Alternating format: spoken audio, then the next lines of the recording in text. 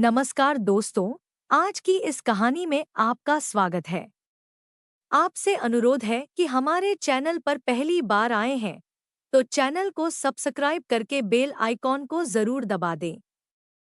इस कहानी को लास्ट तक जरूर सुनिएगा, बहुत मजा आएगा। तो चलिए कहानी शुरू करते हैं। मेरा नाम रोहिणी है, मैं 35 साल की हो चुकी थी। मेरा रंग बहुत सांवला था।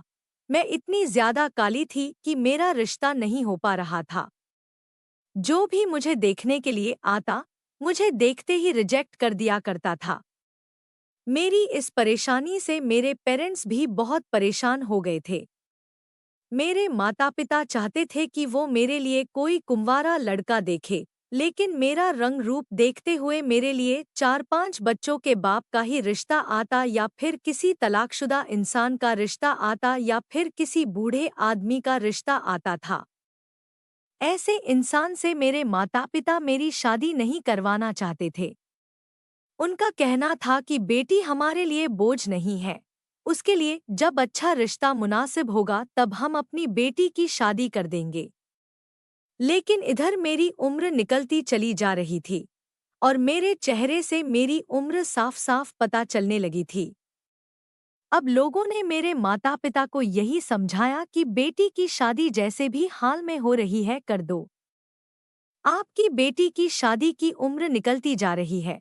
आने वाले टाइम में आपको इस तरह के भी रिश्ते नहीं मिलेंगे। यही सोचते हुए मेरे पेरेंट्स ने एक ऐसे इंसान का रिश्ता एक्सेप्ट कर लिया, जिसकी जवान 2 बेटियां और एक बेटा भी था। मेरे पिताजी बहुत ही सीधे आदमी थे। एक आदमी ने उनको मेरे इस रिश्ते के बारे में बताया था। अब मेरे पेरेंट्स को यही फिक्र लगी रहती थी कि कहीं आने वाले टाइम में हमारी बेटी के लिए और भी ज्यादा बुरे बुरे रिश्ते न आने लगे। जिसने मेरा रिश्ता बताया था वो मेरे पिताजी का कोई जानने वाला था। उसने लड़के की फोटो मेरे पिताजी को दिखाई तो मेरे पिताजी ने देखते ही उस लड़के को पसंद कर लिया था। क्योंकि लड़का देखने में गोरा चिट्टा और स्मार्ट था और उसे देखकर कहीं से भी नहीं लग रहा था कि वो 3 जवान बच्चों का बाप है। फिलहाल मेरे पिताजी ने हमारी तरफ से तो रिश्ते के लिए हाँ कर दी थी। अब मेरा फोटो भी लड़के वालों के घर पर भेज दिया गया था। लड़के वालों ने भी मुझे पसंद कर लिया। इसी तरह से सादगी से मेरी शादी हो गई और मैं विदा होकर अपनी ससुराल चली गई। लेकिन शादी से 2 दिन पहले मैंने एक बात नोटिस की थी कि मेरे परिवार वाले बहुत ही ज्यादा परेशान लग रहे थे और मुझे देख देख कर बहुत रो रहे थे। उनका कहना था कि अपनी ससुराल जा रही हो तो हमेशा अपने घर को जोड़े रखना और पति के घर में हर हाल में गुजारा करना। मैं अपने घरवालों की बात को अच्छी तरह से समझ गई थी कि वो क्या कहना चाह रहे थे। जब मैं शादी करके अपनी ससुराल गई तो मैंने अपने पति के बच्चों को देखा। बच्चे सभी जवान थे। मुझे उन लोगों को देखकर बड़ी हैरानी हुई थी। दोनों लड़कियां बहुत खूबसूरत थी और लड़का बड़े अजीब टाइप का था। उसने अपने कान में कुंडल पहना हुआ था जैसे गुंडे लड़के पहनते हैं। मुझे लगा कि शायद आजकल ये फैशन चल रहा होगा। मेरे पति की माँ भी उसके घर में मौजूद थी। लेकिन एक अजीब बात ये थी कि जब मेरा रिश्ता पक्का हुआ तो सिर्फ आदमियों के बीच ये बात चली थी। जब मेरे पति की माँ है तो फिर वो मुझे देखने के लिए मेरे घर पर क्यों नहीं आई, और ना ही मेरी ससुर अपने बेटे की बहू को लेने के लिए उसके मायके गई। मैं अपने पति के साथ मंदिर में सारी रस्में करने के बाद खुद ही मंदिर से सीधा अपने ससुराल के घर में आ गई थी। मेरी सास भी देखने में बहुत खतरनाक लग रही थी। ऐसा लग रहा था कि ये जैसे बहुत खतरनाक औरत है और आने वाले टाइम में ये मेरा जीना दुश्वार कर देगी। मुझे मेरे कमरे में भेज दिया गया। वहां पर मेरा पति आया और मुझसे अच्छे तरीके से बात करने लगा।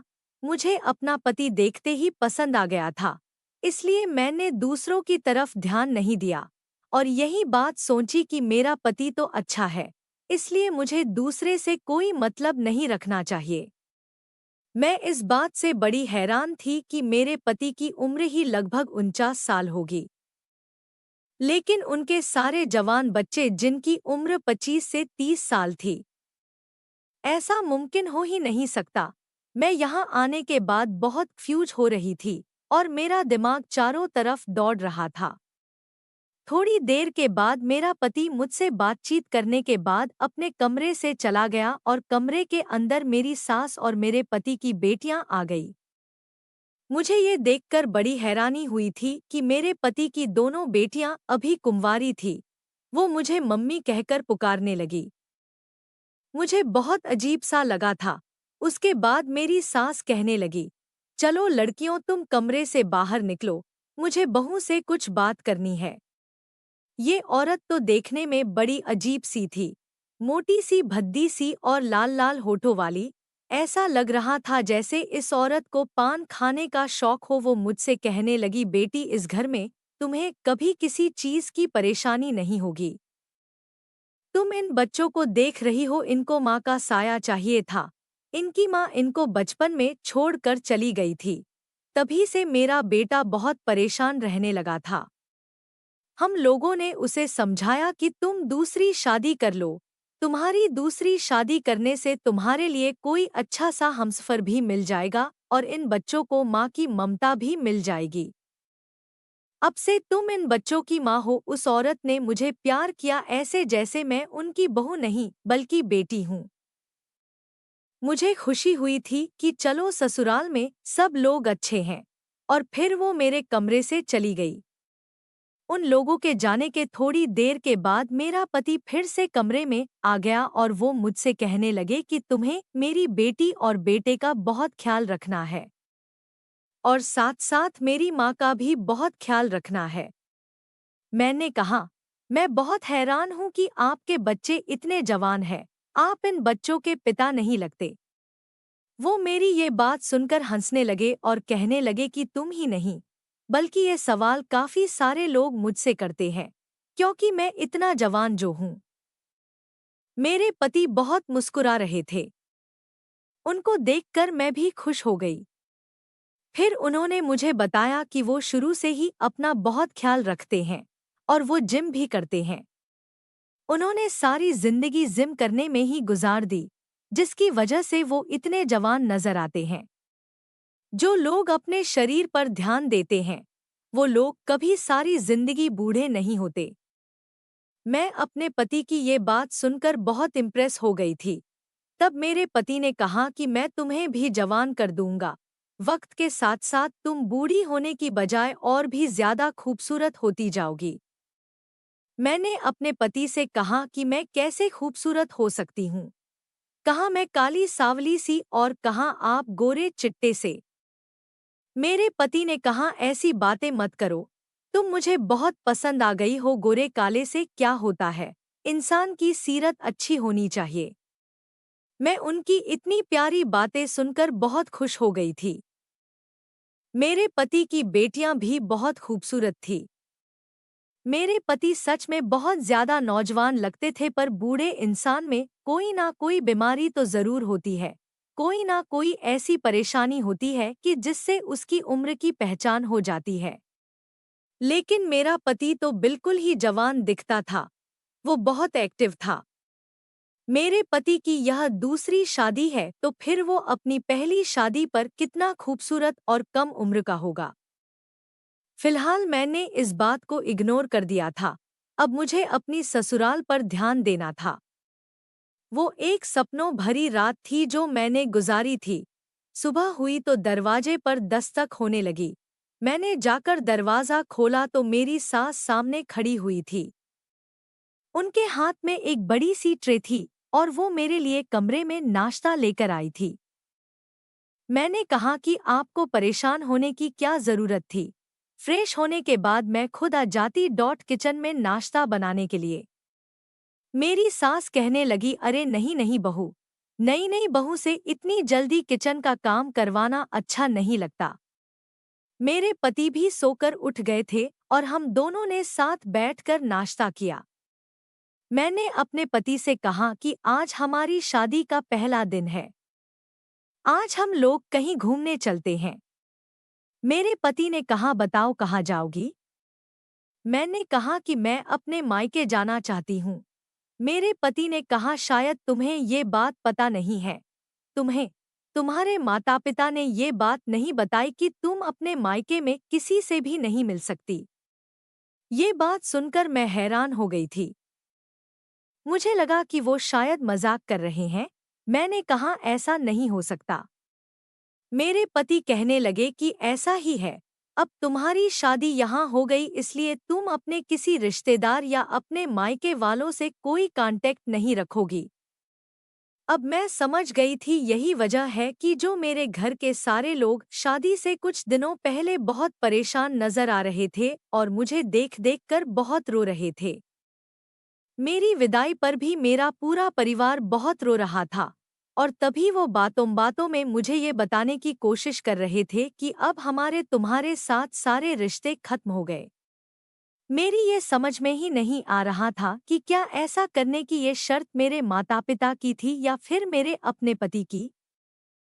जब मैंने अपने पति से ये सवाल किया तो उन्होंने कहा कि मैंने इसी शर्त पर तुमसे शादी की है क्योंकि तुम्हारी कहीं शादी भी नहीं हो रही थी और तुम्हारे घरवालों ने आसानी से खुशी खुशी मेरी ये शर्त एक्सेप्ट भी कर ली थी। ये बात सुनकर मेरे दिल को बहुत ठेस पहुंची थी। लेकिन फिर थोड़ी देर के बाद मेरे पति के मोबाइल पर किसी की कॉल आने लगी। वो किसी से फोन पर बात करते हुए कह रहे थे कि रिश्ता तय होने पर हमारी ये शर्त पहले से ही पक्की हो गई थी। मेरे पति फोन पर बहुत बहस कर रहे थे। मैं समझ गई थी कि ये कॉल जरूर मेरे घर से ही आई होगी। मैं अपने पति के आगे खड़ी हो गई और कहने लगी कि प्लीज एक बार मेरी बात करवा दो। मेरे पति ने मेरी तरफ देखते हुए कॉल पर कहा कि आज के बाद मेरे मोबाइल पर किसी की कॉल नहीं आनी चाहिए। अगर फोन किया तो आपकी बेटी को तलाक देकर आपके घर वापस भेज दूंगा। यह कहकर उन्होंने कॉल काट दी। मैंने कहा आपने ऐसा क्यों किया? मैं मिलने नहीं जा सकती, पर एक बार फोन पर बात तो कर सकती थी। मेरे पति ने कहा तुम्हारे घरवाले भी मुझसे यही बात कह रहे थे, लेकिन हमारी शर्त ये थी कि शादी के बाद तुम अपने घर वालों से या अपने किसी रिश्तेदार से भी किसी तरह का कोई कांटेक्ट नहीं रखोगी। फिर अब तुम्हारे माता पिता इस बात को भूल कैसे गए? उन्हें अब मेरे इनकार करने पर कोई ऐतराज नहीं होना चाहिए। अगर वो लोग अपनी बेटी को खुश देखना चाहते हैं तो फिर खामोश रहें और तुमसे बात करने की कोई कोशिश ना करें। यही उनके लिए बेहतर होगा। अपने पति का ऐसा रूप देखकर मैं बहुत ज्यादा डर गई थी। मेरे पति ने कहा कि इस घर में मेरी माँ है, मेरी बेटियां हैं और एक बेटा है। तुम उन सब के साथ रहो और उनका ख्याल रखो। यही तुम्हारा कर्तव्य है। मैंने कहा जो एक पत्नी का फर्ज होता है मैं वो सब कुछ करके दिखाऊंगी, लेकिन एक बेटी को अपने माता पिता से अलग ही लगाव होता है। कोई उनकी जगह नहीं ले सकता। आप प्लीज एक बार मेरे माता पिता से मेरी फोन पर बात करवा दो। मैं आपका ये एहसान जिंदगी भर नहीं भूलूंगी और आज के बाद कभी उनसे बात करने की जिद भी नहीं करूंगी। आपने उनसे इस तरह से बात की, उन लोगों को कितना बुरा लगा होगा। मेरे पति ने मेरी कोई बात नहीं सुनी और मैं रोती हुई खामोशी से कमरे के अंदर आ गई। रो रो कर मेरा बुरा हाल हो गया था। पहले ही दिन मेरे साथ ऐसा किया तो आगे मेरे साथ ये लोग क्या करेंगे? फिर थोड़ी देर के बाद मेरा पति कुछ सोचता समझता हुआ कमरे के अंदर आया और मुझे चुप करवाने लगा। कहने लगा कि तुम परेशान मत हो, मैं तुम्हारे पेरेंट्स से तुम्हारी बात करवा दूंगा, बल्कि तुम्हारी मुलाकात करवा दूंगा। लेकिन अभी नहीं, सही समय आने पर, जब सही समय आ जाएगा तो मैं तुम्हें उनसे मिलवाने के लिए ले जाऊंगा। मैंने अपने पति से कहा कि लेकिन ऐसा कब होगा? तो उन्होंने कहा मैंने कहा ना कि जब सही समय होगा तो मैं तुम्हें खुद लेकर जाऊंगा। बस तुम मेरे परिवार के सदस्यों का ख्याल रखो। मुझे किसी काम से बाहर जाना है, बहुत जरूरी काम है। मेरे पति ये कहकर घर से चले गए थे और मेरी सास मेरे पास आकर बैठ गई थी, जैसे वो मुझसे कुछ बातें करने के लिए मेरे पास बैठना चाह रही हो। मेरी सास ने मुझे बातें करने में बिजी कर लिया। फिर कुछ देर के बाद वो मेरे पति की बड़ी बेटी से कहने लगी, जाओ तुम्हारी मम्मी ने रो रो कर अपना बुरा हाल कर लिया है। इसके सर में दर्द हो गया होगा। इसके लिए एक कप चाय बना दो। मेरे पति की बड़ी बेटी किचन में चाय बनाने के लिए चली गई थी। उसके पीछे दूसरी बेटी भी चली गई थी। मैंने बहुत मना भी किया था कि अभी मैंने नाश्ता किया है, अभी मेरा चाय पीने का मूड नहीं है। लेकिन उन्होंने जबरदस्ती मेरे लिए चाय बनवा ली और वह चाय का कप मुझे देकर कहने लगी, लो यह चाय पी लो। मैं उनसे बहुत मना कर रही थी क्योंकि मेरा कुछ भी खाने पीने को मन नहीं कर रहा था, तो फिर मैं बेवजह चाय क्यों पीऊं। फिर मैंने सोचा कि आज मेरा ससुराल में पहला दिन है, मैं नहीं चाहती कि मेरे ससुराल वाले पहले ही दिन मुझसे नाराज हो जाए। इसलिए उनकी ज्यादा जिद करने की खातिर मैंने चाय का कप अपने हाथ में ले लिया था। लेकिन जैसे ही मैंने चाय के कप से अपने होठ लगाए, मुझे चाय के अंदर से कड़वी कड़वी सी बदबू आने लगी। ऐसा लगा जैसे वो खराब दूध की बनी हुई चाय हो। मैंने कहा, चाय के अंदर से कैसी अजीब सी बदबू आ रही है। तो मेरी सास कहने लगी, नहीं बेटी, हम तुम्हें खराब दूध की चाय कैसे पिला सकते हैं। हो सकता है कि शायद फ्रिज में दूध किसी ने खुला हुआ छोड़ दिया हो और दूध के अंदर फ्रिज के किसी खाने पीने की चीज की बदबू बैठ गई हो। तभी मेरे पति की छोटी बेटी आ गई और कहने लगी कि आप हमसे प्यार नहीं करती। अगर आप हमसे प्यार करती होती तो आपको इस चाय से बदबू नहीं बल्कि खुशबू आने लगती। हमारे घर की चाय तो सारे मोहल्ले में फेमस है। मोहल्ले का कोई भी हमारे घर में आकर हमारे घर की बनी हुई चाय पीता है तो बहुत तारीफ करता है। और आप कह रही हो कि इस चाय के अंदर से बदबू आ रही है। मैं मजबूरन वो चाय पीने लगी थी। चाय पीने में तो अच्छी थी मगर उसमें से किसी दवाई की बदबू आ रही थी। वो सब लोग मुझे चाय पीता हुआ गौर से देखने लगे, जैसे मैं कोई चाय नहीं बल्कि दवाई पी रही हूँ। चाय का कप पूरा फिनिश करते ही उन सब ने मेरी तरफ इस तरह से देखा जैसे मेरे साथ कोई बड़ी प्रॉब्लम होने वाली हो। फिर वो सब मेरे कमरे से चली गई और मेरा सर अचानक भारी भारी सा होने लगा। मैं अपने पति की बड़ी बेटी को आवाज लगाने लगी जिसका नाम सोनी था।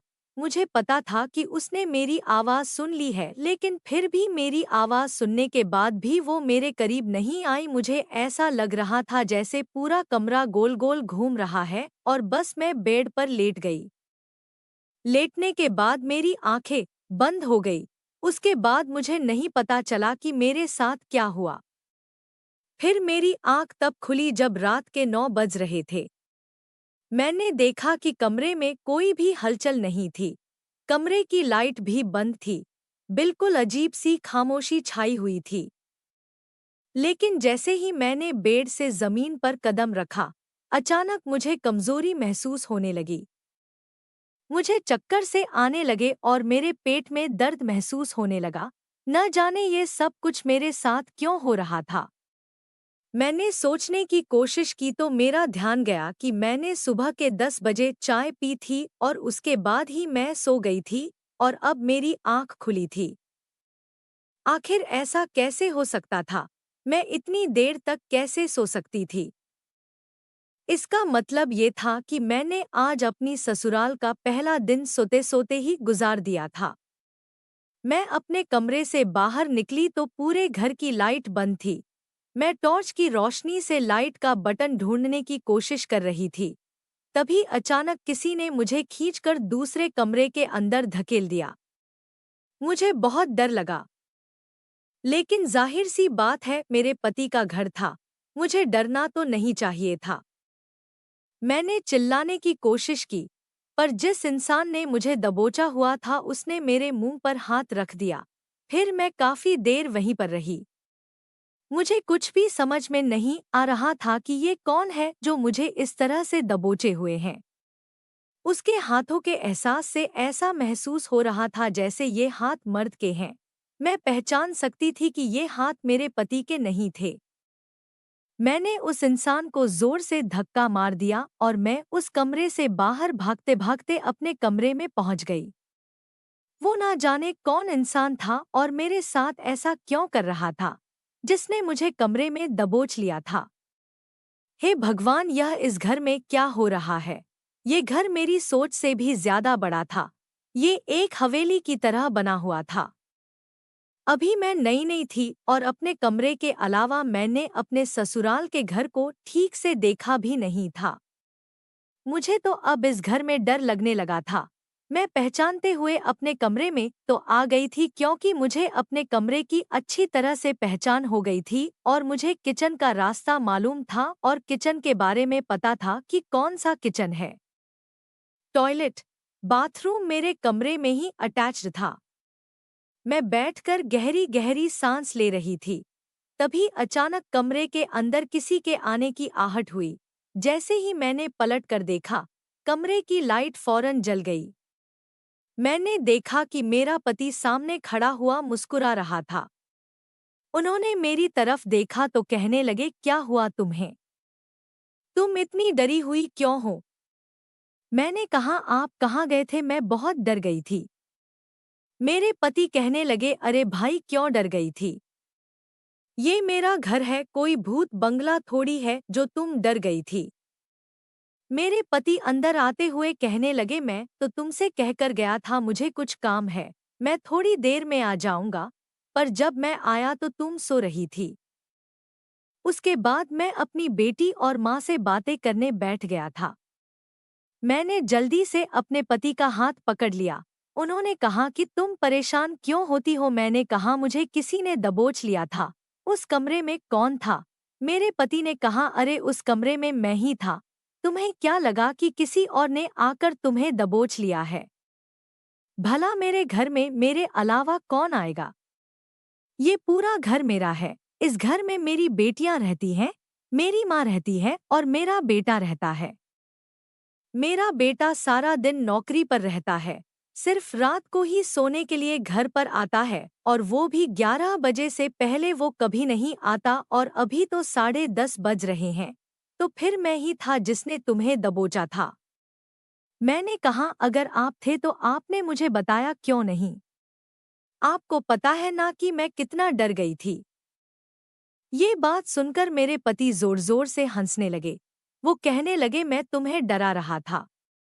मेरे पति ने इस तरह से बात की जैसे मुझे जिसने दबोच लिया था और जिसने धक्का दिया था वो कोई और नहीं, मेरे पति ही थे। फिलहाल मैंने उनकी बात पर यकीन कर लिया था और मैं बेफिक्र हो गई थी कि चलो, ये मजाक मेरे पति ने ही मेरे साथ किया था। अब जब वो खुद अपनी मजाक को एक्सेप्ट कर रहे थे तो फिर मुझे ज्यादा सोचने की जरूरत भी नहीं थी। हो सकता है कि मुझसे अपने पति को पहचानने में गलती हो गई हो, क्योंकि अभी मैं उनके साथ एक दिन भी नहीं रही थी। मेरे पति ने आते ही मुझसे कहा कि चलो तुम खाना खा लो, मैं तो खाना खा चुका हूँ। मैंने कहा, मेरा कुछ खाने का मन नहीं है, लेकिन मेरे सर में कुछ दर्द सा हो रहा है और मुझे ऐसा लग रहा है जैसे शरीर में बहुत कमजोरी है। मेरे पति ने कहा कि चलो ठीक है, मैं तुम्हारे लिए चाय बनाकर लाता हूँ। चाय पीने से तुम्हारे सर का दर्द ठीक हो जाएगा। मैंने अपने पति से कहा कि नहीं, मैं इतनी ज्यादा चाय नहीं पीती, मेरा चाय पीने का मन नहीं कर रहा है। तो मेरे पति कहने लगे, चलो फिर मैं तुम्हारे लिए कॉफी बना देता हूँ, उससे तुम्हें कमजोरी भी महसूस नहीं होगी। मैंने अपने पति से इनकार कर दिया। मैंने कहा, मैं कुछ नहीं पीना चाहती, पर अजीब बात यह थी कि मेरा पति भी मेरे लिए जबरदस्ती कॉफी बनाकर लेकर आया। मैंने कहा, मैं कुछ नहीं खाना चाहती और ना ही कुछ पीना चाहती हूँ। न जाने क्यों ससुराल में आने के बाद मुझे भूख प्यास कुछ भी नहीं लग रही थी। मेरे पति ने कहा, मुझे तुम्हारी कोई बात नहीं सुननी, तुम अपनी सेहत का ख्याल रखो, इसीलिए मैं तुम्हारे लिए कॉफी बनाकर लाया हूँ। तुम्हें मेरे हाथ की बनी हुई कॉफी पीनी ही पड़ेगी। मुझे अपने पति की यह बात बहुत अजीब लगी थी, लेकिन फिर मैंने कॉफी पी ली और वैसा ही हुआ जैसा मेरे साथ आज सुबह हुआ था। मेरी आंख लग गई और मैं अगले ही दिन सोकर उठी। अब लगता था जैसे ही कोई कॉफी नहीं थी बल्कि ये कोई ऐसी चीज थी जिसे पीकर मुझे नींद आ गई थी। जब मैं सुबह सोकर उठी तो मुझे बहुत गुस्सा आ रहा था क्योंकि अब की बार जब मेरी आंख खुली तो सुबह के 10 बज रहे थे। मैं इतना ज्यादा कैसे सो सकती थी? बस यही सोच सोच कर मेरा दिमाग खराब हो रहा था। अब इतनी नींद तो इंसान को नेचुरली तौर पर तो नहीं आ सकती। यह नींद जाहिर सी बात है नशे की दवा की नींद थी। मैं खामोश हो गई थी और मैं जान गई थी कि मुझे ये लोग कुछ ना कुछ तो ऐसा मिलाकर पिला रहे हैं जिसकी वजह से मुझे इतनी ज्यादा नींद आ रही है और मेरे अंदर कमजोरी का एहसास बढ़ता चला जा रहा है। मैंने सोच लिया था कि अब मुझे किसी की दी हुई कोई चीज ना तो खानी है और ना ही पीनी है। मैं खुद अपने हाथ से बना हुआ खाना खाऊंगी। मैंने ऐसा ही किया। अगले दिन सुबह जब मैं उठी तो मैंने सारे घर के काम खुद कर लिए थे क्योंकि घर में हमेशा की तरह अजीब सी वीरानी और खामोशी छाई हुई थी। इस खामोशी में किसी से मैं आखिर क्या बात कर सकती थी? मेरी सास और बेटियां अपने कमरे से बाहर नहीं निकलती थी। मेरे पति और बेटा सुबह को नौकरी करने के लिए निकलते तो रात को ही घर में घुसते थे। इसी तरह से मेरे दिन गुजर रहे थे। लेकिन इन सब में एक अजीब बात ये थी कि इतना ध्यान रखने के बावजूद भी मेरी नींद का आना कम नहीं हुआ था। मैं जब भी सो रही थी, इतना ज्यादा ही सो रही थी कि जिसकी कोई हद ही नहीं थी और मेरी हालत दिन ब दिन अब बिगड़ती चली जा रही थी। मुझे इतनी ज्यादा कमजोरी होने लगी थी कि मैं किसी काम को करने के काबिल ही नहीं रही थी। बस मैं हमेशा यही दिमाग लड़ाती रहती कि आखिरकार मेरे साथ ये सब कुछ क्या हो रहा है। अब तो मैं इस घर के किसी भी मेंबर के हाथ का दिया हुआ कुछ भी खाती या पीती नहीं हूँ। फिर मुझे अभी भी इतनी ज्यादा नींद क्यों आ रही है? आज मैंने सोचा कि मैं मंगलवार का व्रत रख लेती हूँ, लेकिन मेरी हालत व्रत रखने के काबिल नहीं हो रही थी। फिर भी मैंने व्रत रख लिया था। मैंने ना तो पानी पिया था और ना ही घर का कुछ भी खाया था। अजीब बात तो ये थी कि आज मुझे बिल्कुल भी नींद नहीं आई थी और मुझे किसी ने तंग भी नहीं किया। एक ऐसी बात मेरे सामने आई जिसने मेरे होश उड़ा दिए थे। मैं अपने पति के आने का इंतजार कर रही थी क्योंकि आज मैं जाग रही थी, वरना जब भी रोज मेरे पति काम से आते तो मुझे पता ही नहीं चलता था कि वो कब आए और घर में आने के बाद उन्होंने क्या किया। मैंने व्रत खोलने की तैयारी की। अपने पति के आने से पहले मैंने अच्छे कपड़े पहन लिए और मैं अच्छी तरह से तैयार हो गई। मैं बिल्कुल रेडी होकर दरवाजे के पास ही खड़ी अपने पति का इंतजार कर रही थी। तभी अचानक से मुझे किसी काम की याद आ गई और मैं वापस अपने कमरे में आ गई। इतनी ही देर में मेरे पति घर के दरवाजे से अंदर दाखिल हुए और अंदर आते ही उनकी दोनों बेटियां और मां ने उनको घेर लिया और उन्हें दूसरे कमरे में ले गई। मैं हैरान थी कि वो मुझसे बात करने की बजाय अपनी बेटियों के कमरे में क्यों चले गए थे। मैं उनकी बेटियों के कमरे के दरवाजे के पास जाकर खड़ी हो गई। कमरे के अंदर मेरे पति अपनी बेटियों और मां के साथ मौजूद थे। मैंने दरवाजे को जोर-जोर से बजाना शुरू कर दिया था, पर दरवाज़ा नहीं खुला। कुछ देर तक मैं जब ऐसे ही दरवाज़ा बजाती रही तो मेरा पति गुस्से से दरवाज़ा खोलता हुआ कमरे से बाहर निकला। उनकी आंखों में मुझे गुस्सा साफ नजर आ रहा था।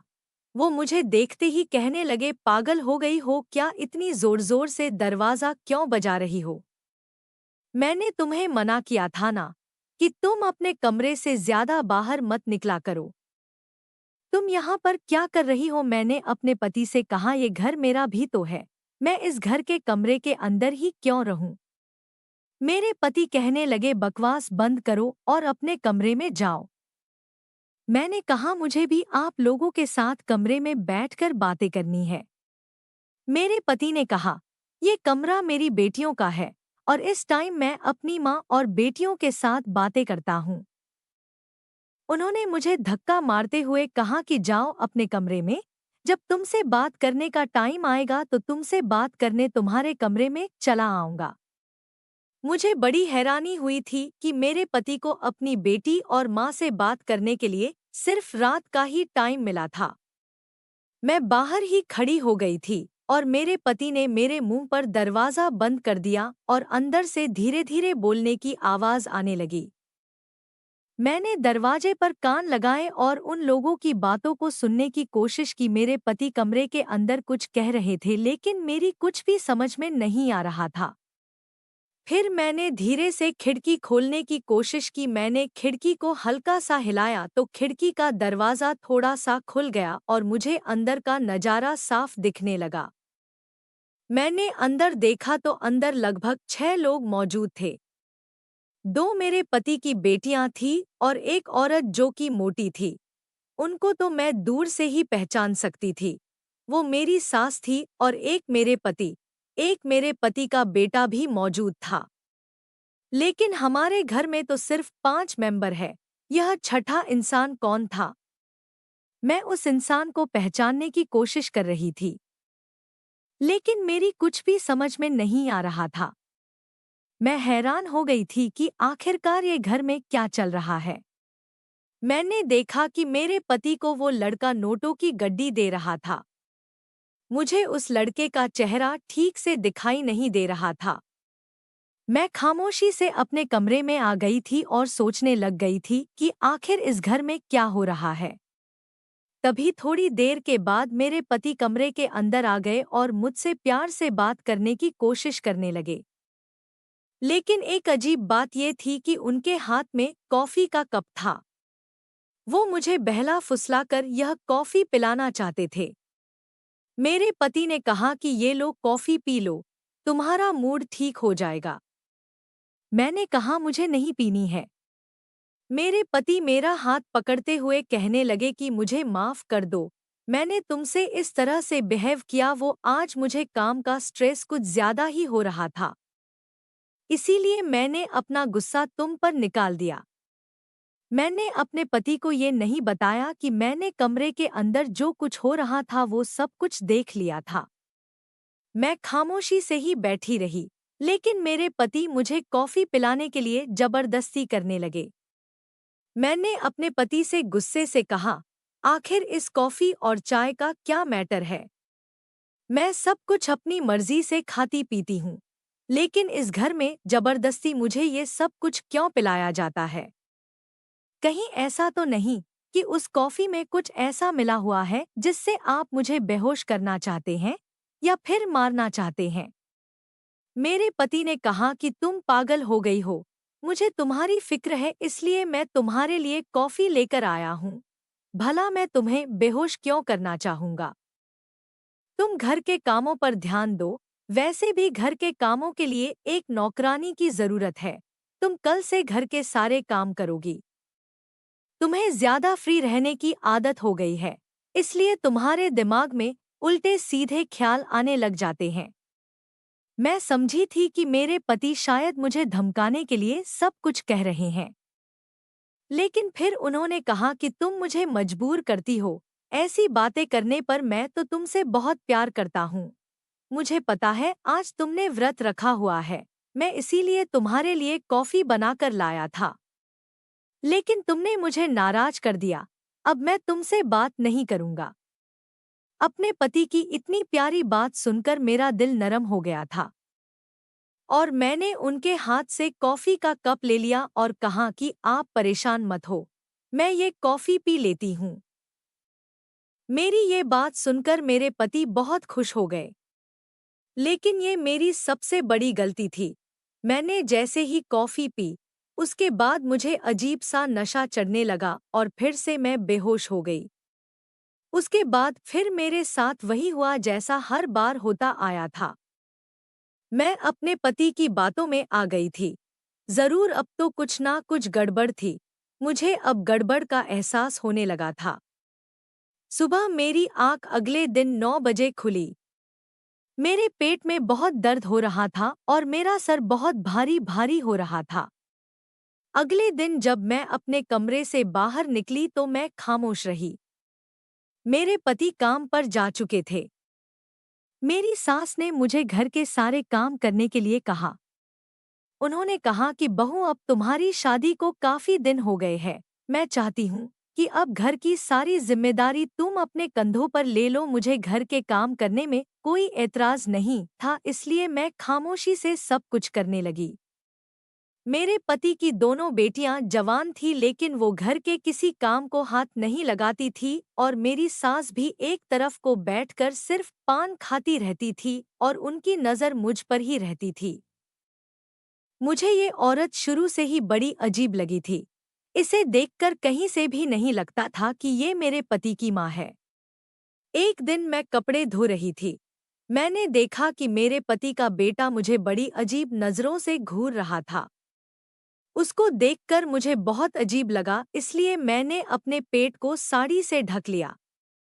आज मेरे पति के बेटे की छुट्टी थी और वो घर में ही मौजूद था। मैं किचन में खाना बना रही थी और मुझे एहसास हुआ कि जैसे किसी का हाथ मेरी कमर पर है। मैं घबराकर जैसे ही पीछे पलटी तो मैंने देखा कि मेरे पति का बेटा खड़ा हुआ था। वो मुझे देखते ही घबरा गया। उसके चेहरे का रंग उड़ गया था।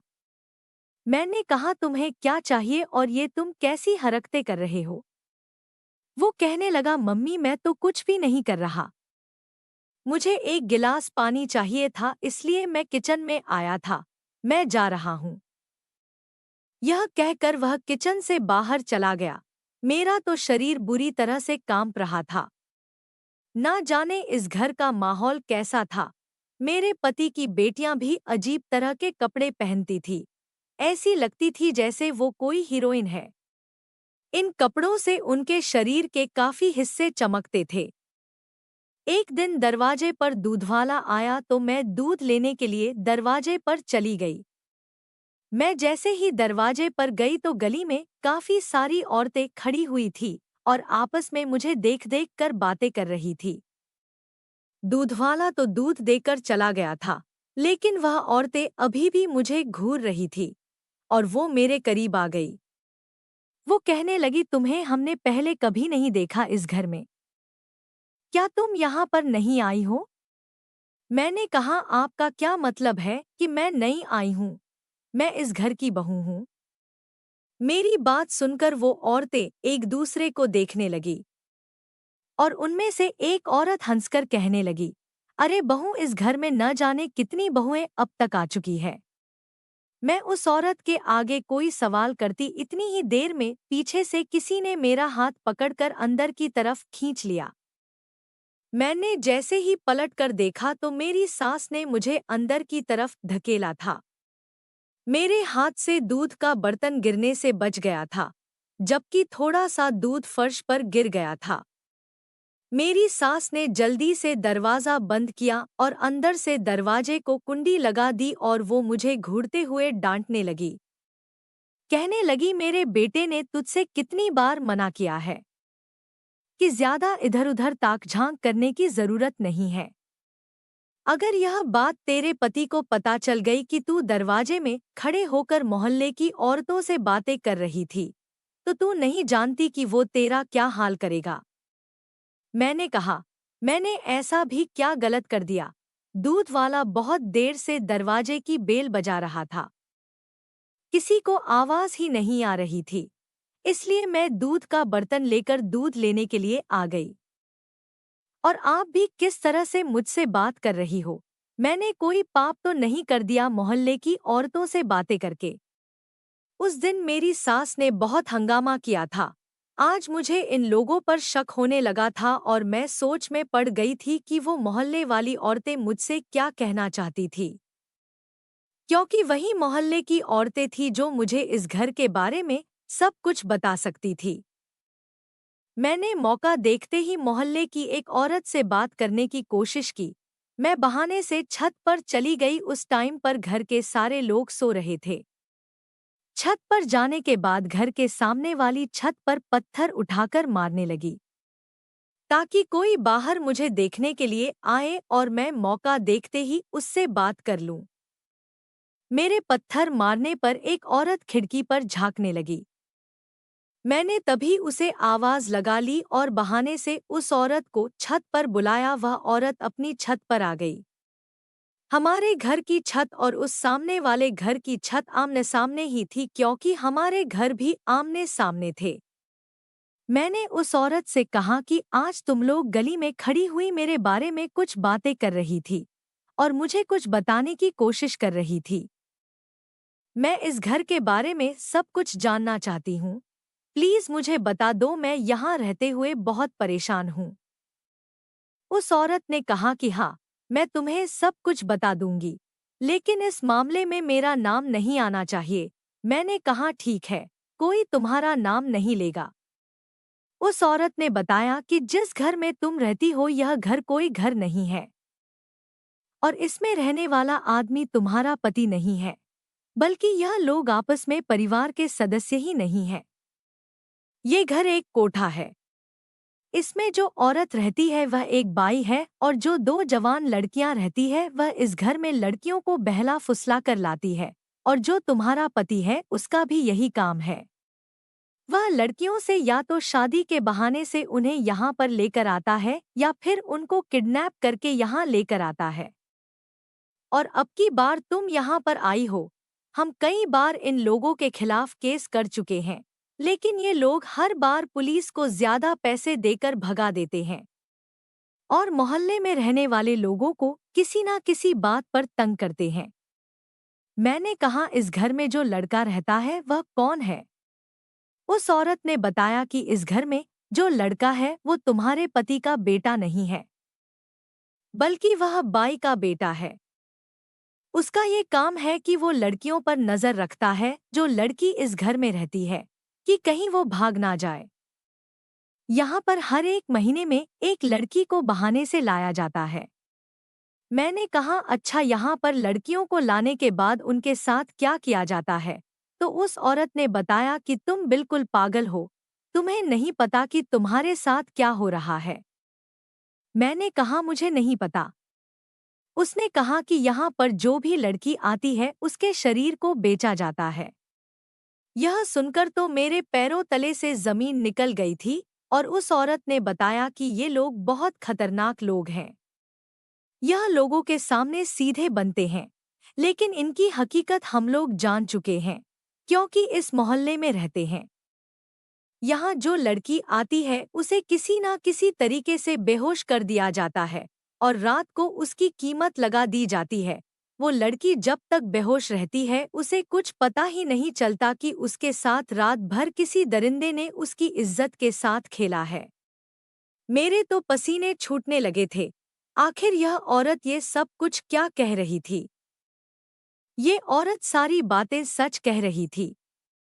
उसने मुझसे कहा था कि तुम भली लगती हो, इसलिए तुमसे कह रही हूँ कि जितनी जल्दी हो सके यहाँ से मौका देखकर भाग जाओ, वरना ये लोग तुम्हें कहीं का नहीं छोड़ेंगे।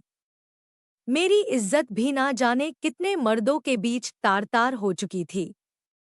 यह मेरा कोई ससुराल नहीं था, बल्कि यह एक गैंग के लोग थे जो कि लड़कियों को बेवकूफ बनाकर उनकी कीमत लगा रहे थे और इस तरीके से अपना धंधा चला रहे थे। वो औरत मुझसे कुछ देर बात करने के बाद अपने घर में चली गई थी और मैं सोचती रह गई थी कि मैं क्या करूं।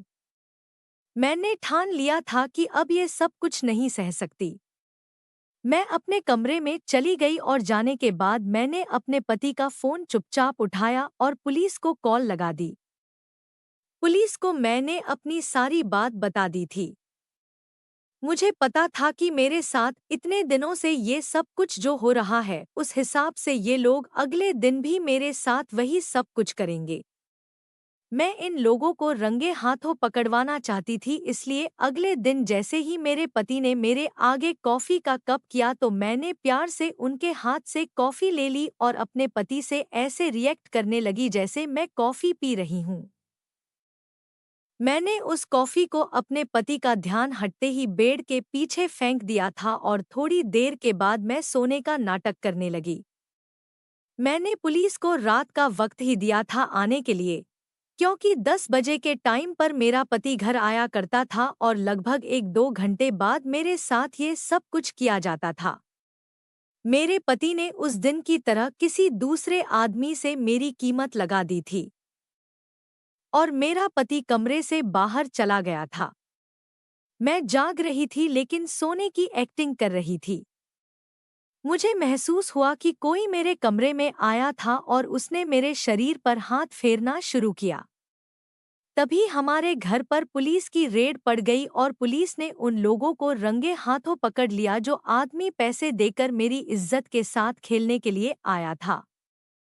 उसने पुलिस को सारी सच्चाई बता दी कि आज रात के लिए उस आदमी ने मेरी कीमत इन लोगों को दी है। अब पुलिस के पास मेरे इन लोगों के खिलाफ बहुत सारे सबूत थे। मोहल्ले के लोगों ने भी अपनी अपनी गवाही दी। पुलिस ने इन सभी लोगों को अरेस्ट कर लिया। मैं अपने पेरेंट्स के घर पर आ गई थी और जब मैंने उनको यह सब कुछ बताया तो वो लोग बहुत शर्मिंदा हुए थे। उन लोगों ने कहा कि हमें तो उसी दिन शक हो गया था जिस दिन उस लड़के ने हमसे शर्त रखी थी कि आज के बाद आप लोग अपनी बेटी से कोई ताल्लुक नहीं रखेंगे। पर हमें ऐसा बिल्कुल भी नहीं पता था कि वह इतना भी गिर सकता है। फिलहाल वह लोग अरेस्ट हो चुके थे और मैं अपने पेरेंट्स के घर आ गई थी।